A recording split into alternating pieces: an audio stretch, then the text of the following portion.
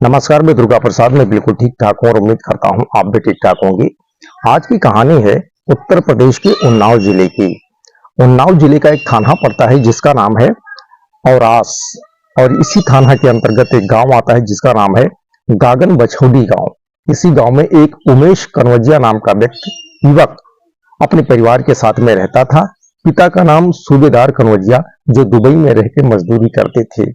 उमेश पढ़ा लिखा था, काफी हैंडसम स्मार्ट था, व्यवहारिक नेचर का था और इसका स्वभाव हंसमुख था। और यही कारण था कि इसका जो दायरा था, सामाजिक दायरा, ये काफी लंबा चौड़ा था।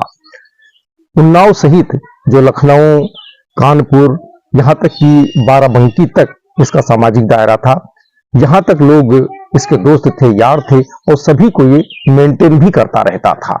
इसके हंसमुख स्वभाव की वजह से ही सभी लोग इसे बहुत मानते थे और कुछ ही दिन में, यानी कम उम्र में, ये काफी लोकप्रिय हो चुका था। इसकी पढ़ाई लिखाई भी अच्छी खासी थी।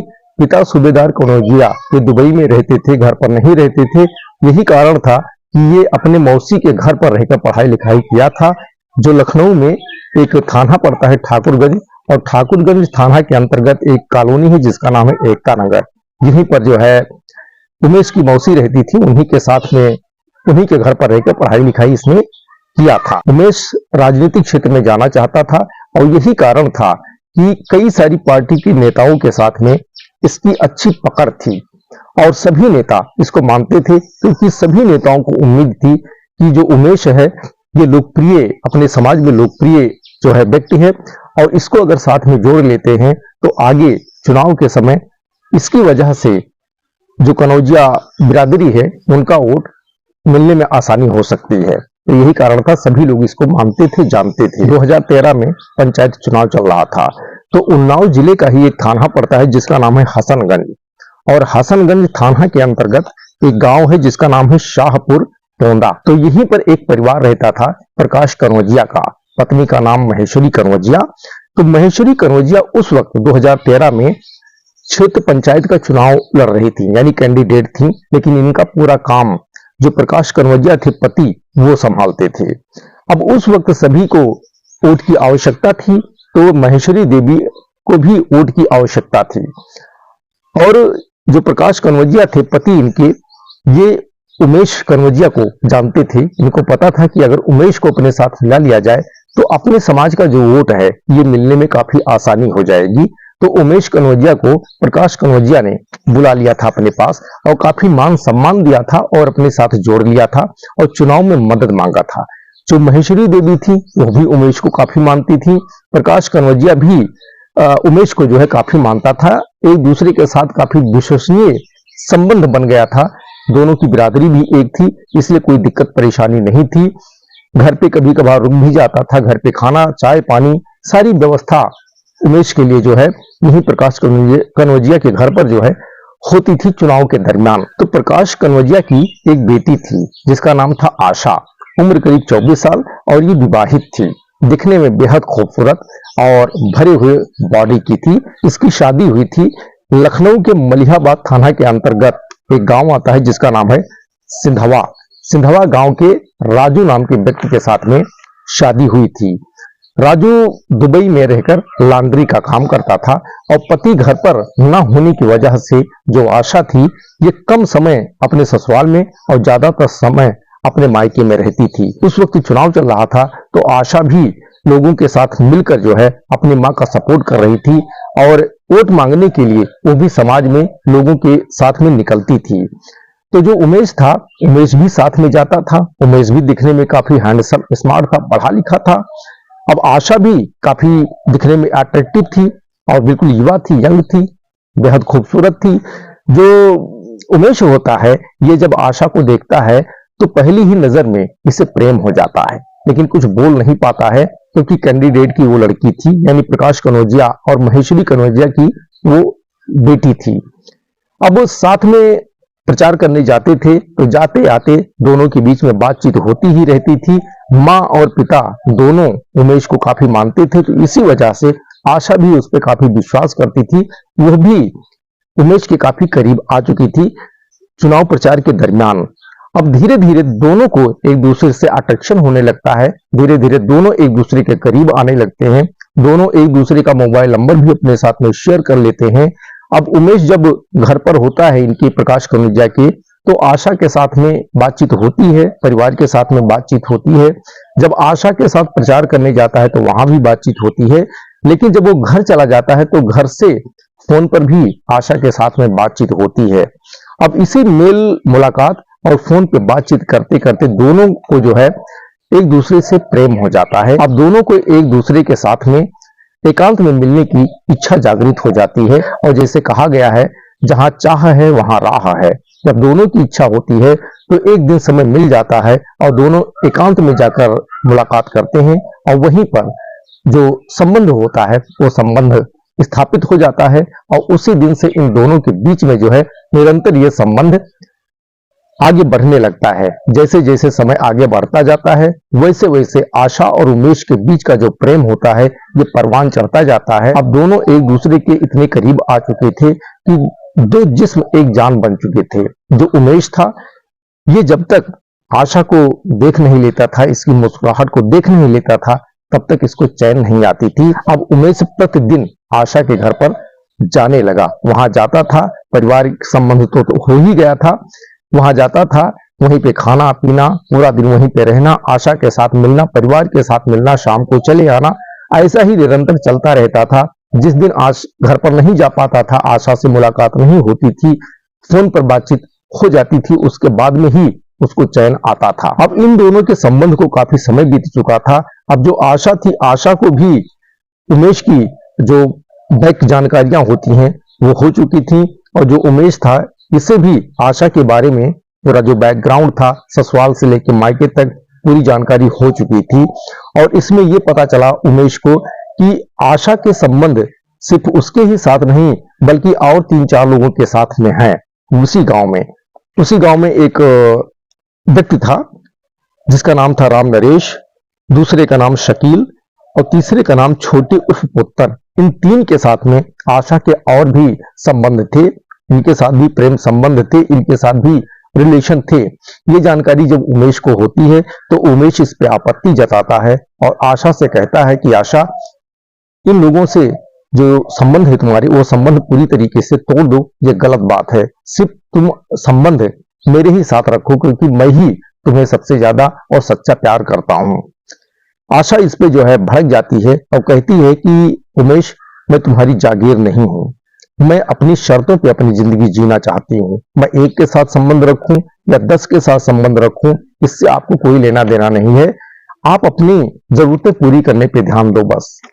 अब उमेश होता है ये काफी प्रयास करता है, और जो आशा होती है इस पे काफी प्रेशर देता रहता है इन लोगों से संबंध छोड़ने के लिए, लेकिन आशा नहीं छोड़ती है। और इसी बात को लेके दोनों के बीच में कई बार झगड़ा विवाद भी हो चुका था, एक बार हाथापाई भी हो गई थी। उसके बाद भी आशा नहीं मानती थी।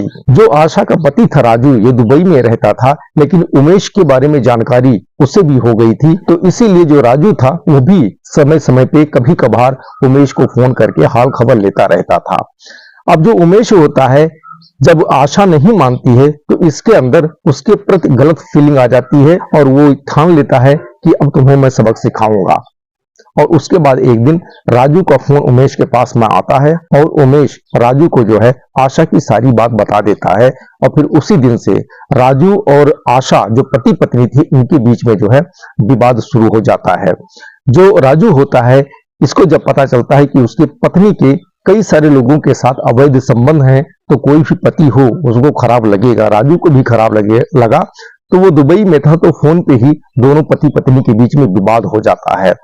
अब आशा को जब ये जानकारी होती है कि ये जानकारी उमेश ने पति राजू को दिया है, तो जो आशा होती है भड़क जाती है और राजू को फोन करती है, और फोन करके कहती है, राजू तुमने बहुत गलत काम किया है, तुमने हमारे प्राइवेट लाइफ को छेड़ने का प्रयास किया है। तुम्हारे साथ मेरे संबंध थे, तुम्हें अपने काम से मतलब रखना चाहिए। बाकी लोगों के साथ हमारे संबंध थे, ये हमारा प्राइवेट मैटर था, और इसकी जानकारी तुम्हें हमारे पति राजू को नहीं देना चाहिए। तुम जो किए हो बहुत बुरा काम किए हो, और इसका खामियाजा तुम्हें भोगना पड़ेगा। आज के बाद तुम मुझसे कभी मिलना मत, आज के बाद कभी भी मुझे फोन मत करना, तुमसे मेरा कोई लेना देना नहीं है। अब जो उमेश होता है ये निराश हो जाता है, ये सकते में आ जाता है कि मैं दूसरे के साथ संबंध छोड़ने के लिए सारा कार्य किया था, तोड़वाने के लिए सारा कार्य किया था, लेकिन ये तो मेरे ही साथ संबंध तोड़ रही है। इससे जो है ये काफी परेशान हो जाता है। अब उमेश आशा को मनाने का काफी प्रयास करता है और जो जानकारी इसने पति राजू को दिया था उसके लिए आशा से जो माफी मांगता है, उसके बाद भी आशा कहती है कि राजू, पहले भी बहुत सारी गलतियां तुम कर चुके हो, बहुत सारी हरकतें कर चुके हो, लेकिन मैंने तुम्हें माफ कर दिया। लेकिन इस बार जो गलती तुम किए हो, मेरे प्राइवेट लाइफ के साथ तुमने छेड़छाड़ किया है, हमारा घर बर्बाद करने के लिए तुमने कार्य किया है, ये गलती माफी योग्य नहीं है।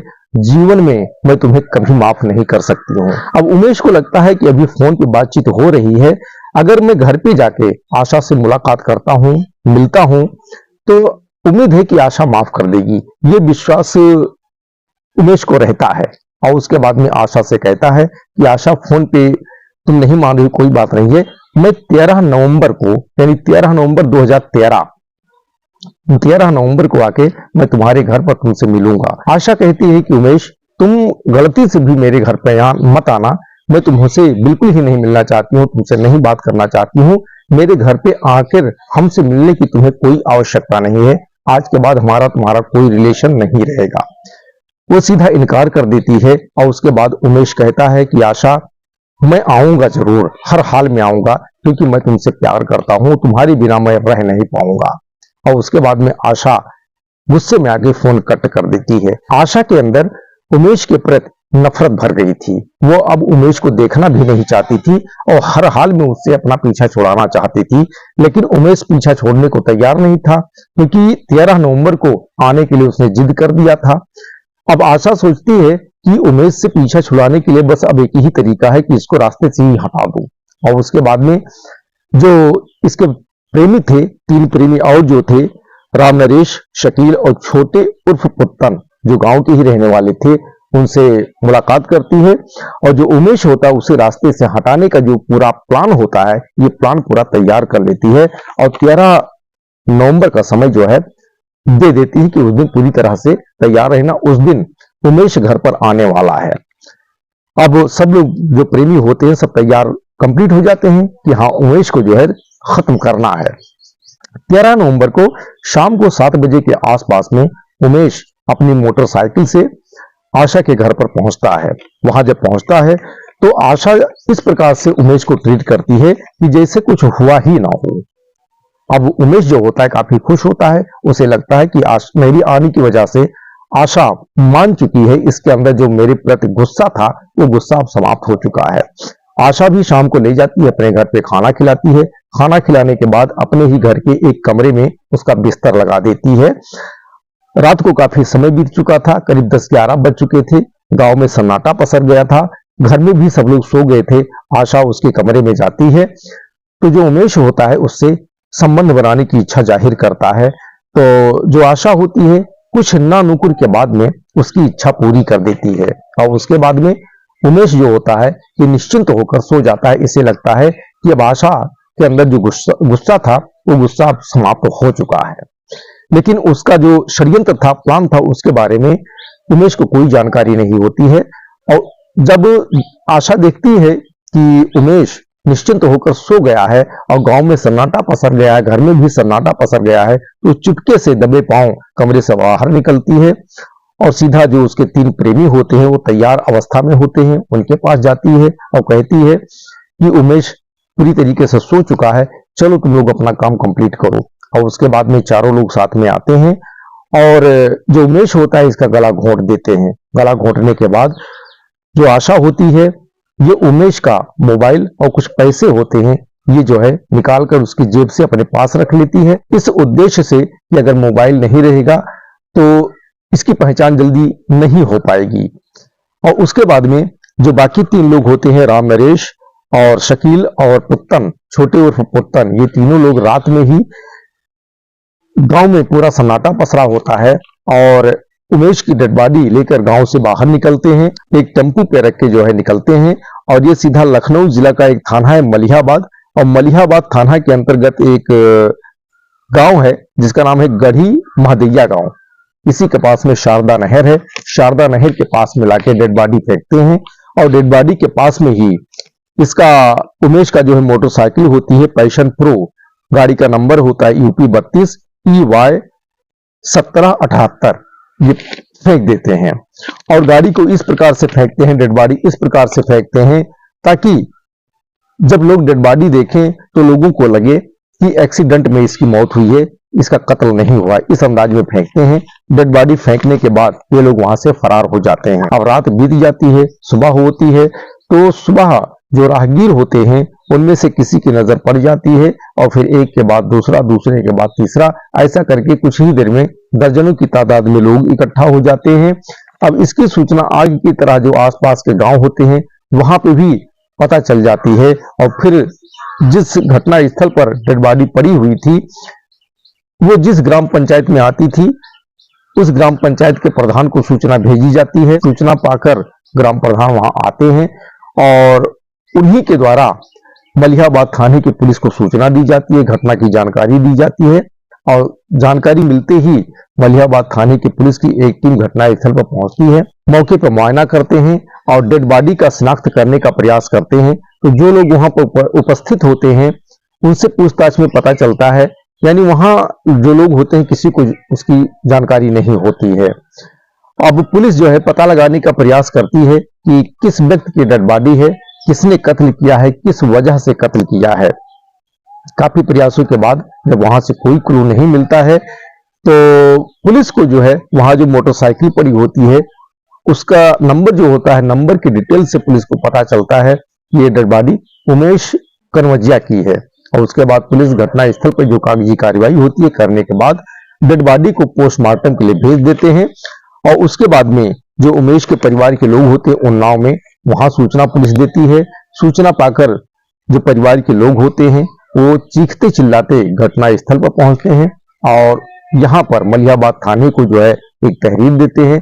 तहरीर के बेस पर पुलिस जो है संबंधित धाराओं में FIR दर्ज करती है और FIR दर्ज करके जब जांच पड़ताल शुरू करती है तो जांच पड़ताल में कहीं से कोई क्लू पुलिस को नहीं मिलता है। फिर आखिरी में जो उमेश का मोबाइल नंबर होता है उसका कॉल डिटेल पुलिस निकालती है और उसे बारीकी से जब रीड करती है तो 13 नवंबर को दिन में उमेश जो होता है ये करीब 32 बार फोन किया है, ऐसा नंबर निकलकर सामने आता है। पुलिस जब इसे देखती है तो उसी नंबर को टारगेट करती है और उसका डिटेल निकालती है तो वो नंबर किसी और का नहीं बल्कि उसकी प्रेमिका आशा का होता है। उसके बाद में पुलिस आशा को हिरासत में लेके मलिहाबाद थाने आती है और यहाँ पे जब कड़ाई से पूछताछ करती है तो वो टूट जाती है और अपना गुनाह कबूल कर लेती है और इस पूरी कहानी को बयां कर देती है जो मैंने अभी आपको सुनाई है। और उसके बाद में पुलिस के समक्ष जो इसके 3 प्रेमी इस घटना में शामिल होते हैं उनका नाम बताती है और फिर पुलिस उनकी तलाश में जुट जाती है और इन सभी को संबंधित धाराओं में गिरफ्तार करके स्थानीय अदालत में पुलिस पेश करती है और वहां से इन सबको जेल भेज दिया जाता है। अब जो आशा थी ये अपना संबंध छुपाने के लिए, पति के नजर में पाक साफ रहने के लिए जो है उमेश का कत्ल किया और करवाया। लेकिन इस घटना के बाद में सिर्फ पति ही नहीं बल्कि जो समाज के लोग थे पूरे समाज को इसके करतूतों की जानकारी हो गई। तो दोस्तों आज की यही कहानी है। कहानी अगर अच्छी लगी हो तो लाइक करें, शेयर करें, कमेंट करें। चैनल पे नए हैं तो सब्सक्राइब अवश्य करें ताकि मेरा हौसला बढ़ता रहे। फिलहाल आज की कहानी इतना ही, फिर मिलेंगे अगले दिन एक नई कहानी के साथ। तब तक के लिए धन्यवाद। जय हिंद, जय भारत।